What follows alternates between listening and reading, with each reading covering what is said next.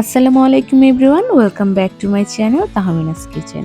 আজকে আমি আপনাদের সাথে কিভাবে গ্যাসের চুলায় পারফেক্টলি পিৎজা তৈরি করা যায় সেই রেসিপিটি শেয়ার করব। পিৎজা পারফেক্ট হওয়ার জন্য পিৎজার ডোটা পারফেক্ট হওয়া খুবই জরুরি। তো এর জন্য একটা বাটিতে নিয়ে নিচ্ছি হাফ কাপ পরিমাণ কুসুম গরম পানি, 1 চা চামচ পরিমাণ চিনিটা গলে গেলে দিয়ে দিচ্ছি 1 চা চামচ পরিমাণ ইস্ট। এখন সবকিছুকে খুব ভালো মতো মিশিয়ে 15 মিনিটের জন্য রেস্টে রেখে দেব।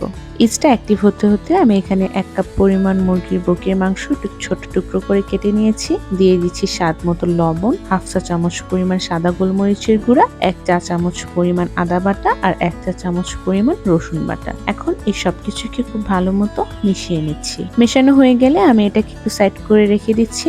এখন পিৎজার উপরে যে টপিং গুলো ব্যবহার করব সেগুলোকে কেটে নিচ্ছি। আমি এখানে ক্যাপসিকাম আর পেঁয়াজটাকে ব্যবহার করছি।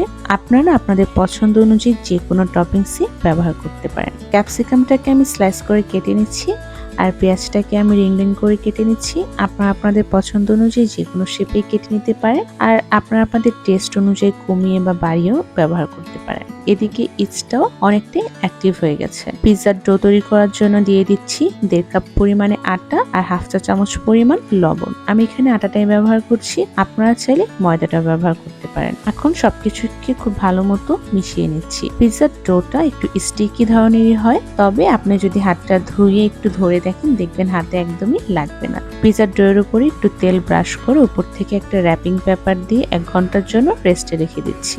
আপনাদের হাতে আরো সময় বেশি থাকলে আরো বেশি সময় রেস্টে রাখতে পারেন। তো এদিকে আমি আগে থেকে যে মাংসটা ম্যারিনেট করে রেখেছিলাম সেটাকে একটু কুক করে নিচ্ছি। তো চুলে একটি প্যান বসিয়ে দিয়ে দিচ্ছি 2 টেবিল চামচ পরিমাণ সয়াবিন তেল। মাংসটাকে একটু ভেজে নিচ্ছি, খুব বেশি সময় ভাজার প্রয়োজন নেই, জাস্ট কালারটা একটু চেঞ্জ হয়ে আসলেই হবে। আর 1 ঘন্টা পর পিৎজার ডোটা ফুলে ডাবলেরও বেশি হয়ে গেছে। আপনারা অবশ্য দেখেই বুঝতে পারছেন যে পিৎজার ডোটা কতটা পারফেক্ট হয়েছে। এখন আমি একটা ফ্রির উপরে সামান্য পরিমাণ আটা নিয়ে হাতের তালুর সাহায্যে পিৎজার ডোটাকে খুব ভালো মতো 4-5 মিনিট সময় নিয়ে মথে নেব।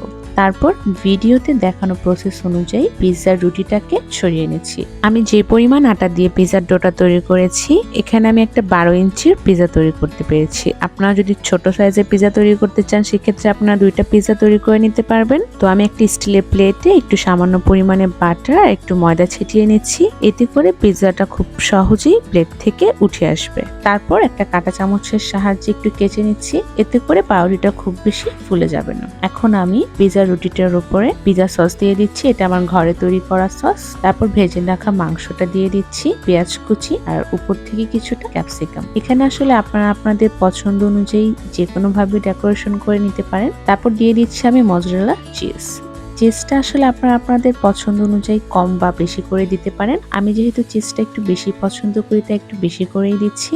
তারপর উপর থেকে কিছুটা চিলি ফ্লেক্স, অরিগ্যানো আর গোলমরিচের গুঁড়া দিয়ে দিচ্ছি। এখন চুলায় আগে থেকে একটি কড়াই বসিয়ে তার উপর একটা স্ট্যান্ড দিয়ে 10 মিনিটের জন্য প্রিহিট করে পিৎজাটাকে চুলায় বসিয়ে দিচ্ছি। হাই হিটে 10 মিনিট কুক করে তারপর আরো 10 মিনিট লো হিটে কুক করে নিলেই হবে। আমি আপনাদেরকে একটা টুথপিক গেঁথে দেখাচ্ছি। যখন দেখবেন টুথপিকটা একদম ক্লিয়ার বের হয়েছে তখনই বুঝতে হবে যে পিৎজাটা একদম পারফেক্টলি কুক হয়েছে।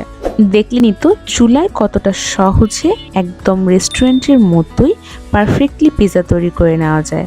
আর আপনারা যদি এটাকে ওভেনে বেক করতে চান সেক্ষেত্রে 180 ডিগ্রি সেলসিয়াসে 20 মিনিটের মতো বেক করে নিলেই হবে।